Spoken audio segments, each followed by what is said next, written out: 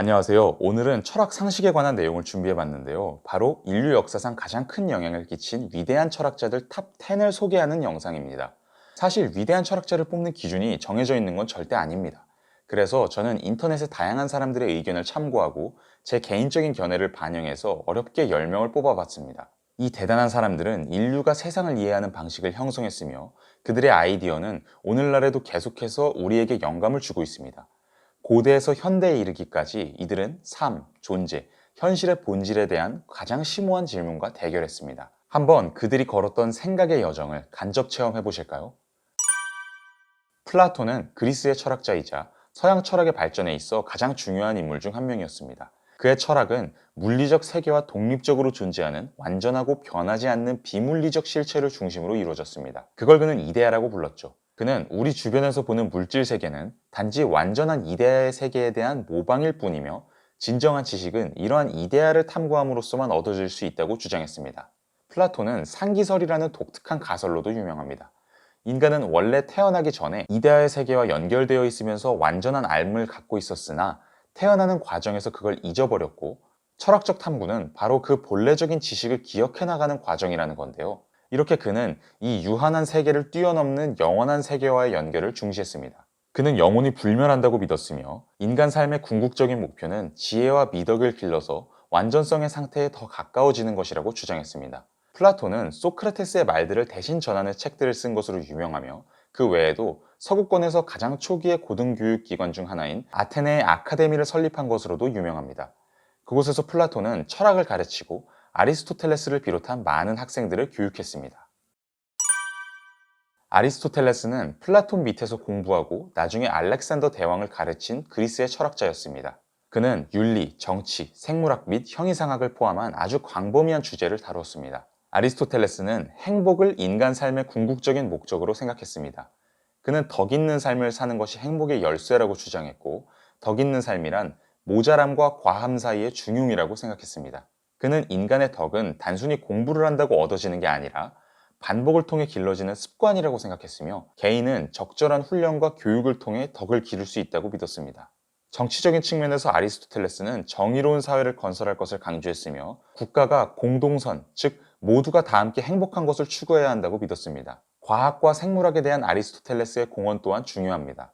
그는 해부학, 동물학 및 식물학을 포함한 다양한 주제에 대해 광범위한 관찰을 하고 발견한 내용을 기록했습니다. 이 디테일한 탐구는 나중에 과학적인 연구의 모범이 됩니다. 그는 자연계가 인과관계를 통해 설명될 수 있다고 믿었고, 자연에 대한 연구를 충분히 잘하면 자연의 근본적인 원리를 밝혀낼 수 있다고 생각했습니다. 노자는 고대 중국의 철학자이자 도교의 시초가 된 인물입니다. 노자는 궁극의 실제가 도라고 믿었는데, 도는 모든 것의 기초가 되는 우리가 완전히 파악할 수 없는 원리이며 우주의 길로 묘사될 수 있습니다. 그는 도를 균형과 조화의 원천으로 보았고, 인간 삶의 목표는 도에 자신을 맞추고 그 원칙에 따라 사는 것이라고 믿었습니다. 노자는 삶에서 단순함, 겸손, 무위의 중요성을 강조했습니다. 그는 과도한 노력, 욕망, 야망이 갈등과 괴로움의 근원이라고 믿었고, 사건이 자연스럽게 흘러가도록 내버려 두는 것이 최선의 삶의 방식이라고 생각했습니다. 그는 개인이 외부 환경에 이끌리기보다 내면의 평화와 지혜를 기르기 위해 노력해야 한다고 주장했습니다. 전반적으로 노자의 사상은 자연과의 깊은 연결, 개인의 평정심에 대한 집중, 과도한 물질주의와 사회적 간섭에 무비판적으로 이끌려 다니는 것에 대한 거부로 특징 지어집니다. 이는 오늘날까지 중화권의 사상에 계속 영향을 미치고 있습니다. 르네 데카르트는 서양 근대 철학의 아버지이자 계몽주의의 아버지로 널리 알려진 프랑스의 철학자, 수학자, 과학자였습니다. 그는 모든 믿음을 의심해보고 결코 의심할 수 없는 진리를 찾고자 했습니다. 그리고 그 절대적인 진리 위에 과학적 지식의 확고한 탑을 구축하는 것을 목표로 삼았죠. 데카르트는 나는 생각한다, 고로 존재한다 라는 명제로 유명합니다. 내가 생각한다는 사실이 바로 내가 존재한다는 증거라는 것이죠. 아무리 내 존재를 의심하려고 해도 내가 생각을 하고 있는 한 그 생각을 하는 내가 존재한다는 건 결코 거부할 수가 없습니다.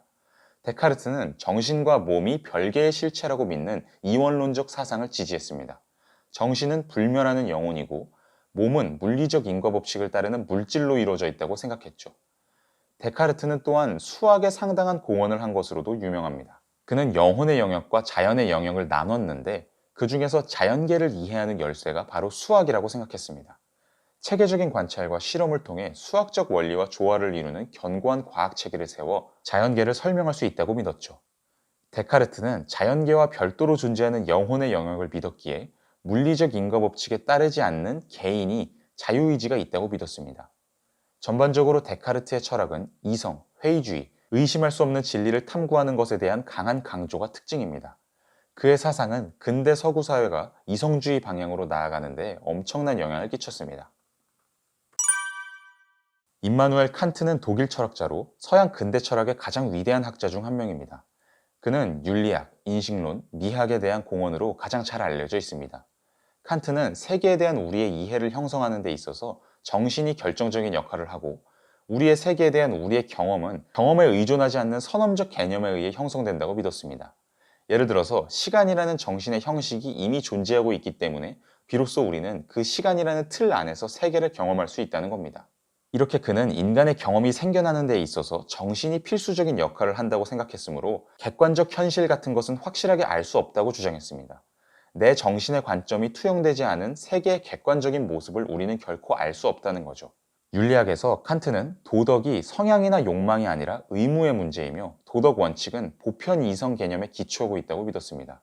그 어떤 개인도 이성적으로는 반박을 못하는 도덕 원칙을 세우고 그 원칙 위에 도덕 체계를 만들어야 한다고 생각한 거죠. 칸트는 또한 아름다움이 단순히 개인적인 취향의 문제가 아니라 형태와 조화라는 보편적인 원칙에 기초한다고 주장했습니다. 아름다움의 보편적 원칙은 역시 모든 사람이 공유하는 정신의 형식에 기초하고요. 전반적으로 칸트의 철학은 인간의 경험에 있어서 정신이 맡는 역할에 대한 강조, 이성과 보편적 원리에 대한 강조, 상대주의와 주관주의의 거부로 특징 지어집니다. 그의 사상은 오늘날까지도 인간 삶의 각 영역에서 보편타당한 원리를 세워야 한다고 믿는 사람들에게 많은 영향을 끼치고 있습니다. 공자는 기원전 5세기경에 살았던 중국의 철학자, 교육자, 정치인이었습니다. 그는 오늘날까지 중국과 동아시아에서 강력한 영향을 발휘하고 있는 유교의 창시자입니다. 공자의 철학은 도덕성, 개인의 책임, 사회 질서의 중요성을 강조했습니다. 그는 개인이 도덕적 우수성을 위해 노력해야 하며 미덕을 배양하는 것이 만족스러운 삶의 열쇠라고 믿었습니다. 또한 개인은 다른 사람과의 관계에서 윤리적으로 행동할 의무가 있으며 이것이 조화롭고 안정적인 사회를 만드는 데 도움이 될 것이라고 믿었습니다. 공자는 통치자는 모범을 보여야 하며 백성을 존중하고 공평하게 대해야 한다고 가르쳤습니다. 그는 국민의 복지가 정부의 최우선 관심사이며 통치자는 국가의 안녕에 대해 책임을 져야 한다고 믿었습니다. 교육 측면에서 공자는 학습과 자기개발의 중요성을 강조했습니다. 그는 개인은 평생 동안 지식을 추구해야 하며 교육은 개인 및 사회의 발전에 필수적이라고 믿었습니다. 그는 개인이 연장자를 존경하고 정직하고 청렴하게 행동해야 하며 이러한 미덕이 잘 정돈된 사회의 기초라고 가르쳤습니다. 전반적으로 공자의 철학은 도덕적 성품, 사회적 책임, 교육의 중요성을 강조하는 특징이 있습니다. 그의 사상은 윤리, 정치, 교육 분야의 현대적 논쟁에 계속 영향을 미치고 있으며 그의 가르침은 수세기 동안 널리 연구되고 존경받아 왔습니다. 고타마 시타르타가 이름이라고 알려진 부처는 위대한 영적 스승이며 고대 인도에서 시작된 종교이자 철학인 불교의 창시자였습니다. 붓다의 가르침은 고통에서 해방되고 내면의 평화와 깨달음을 얻는 길에 초점을 맞췄습니다. 그는 고통이 존재의 고유한 부분이며 고통은 사물에 대한 집착과 현실의 진정한 본질에 대한 무지로 인해 발생한다고 가르쳤습니다. 그는 고통을 극복하는 유일한 방법은 지혜를 기르고 윤리적 행동을 실천하는 것이라고 주장했습니다. 부처는 괴로움이 분명히 존재하고 그 괴로움은 가래와 집착에서 발생하며 괴로움의 원인으로부터 벗어나면 괴로움을 끝내는 것이 가능하고 이를 실현하는 방법은 팔정도를 따르는 것이라고 말하는 사성제를 가르쳤습니다. 팔정도는 바른 이해, 바른 의도, 바른 말, 바른 행위, 바른 생활, 바른 노력, 바른 마음 챙김, 바른 집중으로 구성됩니다. 부처는 또한 연민과 사랑, 친절의 중요성을 강조했으며 개인은 자신과 타인의 이러한 자질을 개발하기 위해 노력해야 한다고 가르쳤습니다. 그는 연민과 지혜를 통해 개인이 내면의 평화와 고통으로부터의 자유를 얻을 수 있다고 주장했습니다. 전반적으로 부처의 가르침은 개인의 변화, 그리고 지혜와 윤리적 행동을 통한 고통으로부터의 해방에 초점을 맞췄습니다. 그의 사상은 불교의 발전에 지대한 영향을 미쳤으며 오늘날에도 계속해서 영적, 철학적 논쟁을 형성하고 있습니다. 존 로크는 17세기 영국의 철학자였습니다. 그는 서양 철학사에서 가장 영향력 있는 인물 중 한 명으로 간주되며 정치 및 사회 이론으로 가장 잘 알려져 있습니다. 로크는 모든 사람은 평등하게 태어나며 생명, 자유, 재산에 대한 천부적 권리를 가지고 있다고 주장했습니다. 그는 정부가 이런 권리를 보호하기 위해 만들어졌으며 그렇게 하지 못하면 국민이 정부를 전복할 권리가 있다고 믿었습니다. 또한 그는 모든 지식은 경험에서 비롯되며 정신은 태어날 때 불완전하다고 주장했습니다. 그는 정신이 이성의 사용을 통해 능동적으로 경험을 형성하고 이 과정을 통해 우리가 주변 세계를 이해하게 된다고 믿었습니다. 로크는 또한 인식론, 형이상학, 윤리학 분야에 상당한 공헌을 했습니다. 그는 지식은 상대적이며 확실한 지식은 알 수 없다고 주장했고 도덕은 자연법에 근거한다고 믿었습니다. 전반적으로 로크의 사상은 현대 정치 및 사회 사상의 발전에 지대한 영향을 미쳤으며 그의 이론은 오늘날까지 계속해서 광범위하게 연구되고 논의되고 있습니다. 그는 종종 고전적 자유주의의 아버지로 간주되며 계몽주의와 민주주의 및 개인주의 이데올로기의 발전에 기여한 것으로 유명합니다.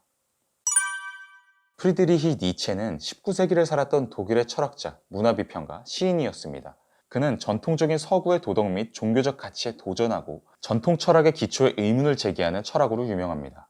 니체의 주요 주장 중 하나는 신의 죽음입니다.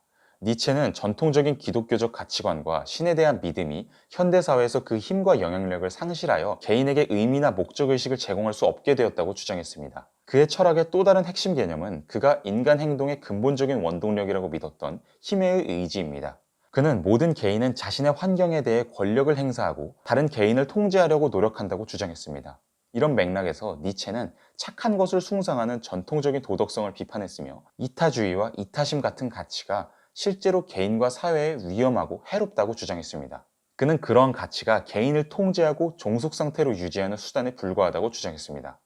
전반적으로 니체의 철학은 전통적인 서구의 가치와 신념에 도전하고 전통 철학의 기초에 의문을 제기하기 때문에 종종 허무주의적이고 반종교적인 것으로 묘사됩니다. 그럼에도 니체의 아이디어는 현대 철학, 심리학 및 문화 비평에 지대한 영향을 끼쳤으며 그의 작품은 오늘날까지 계속해서 널리 읽히고 연구되고 있습니다.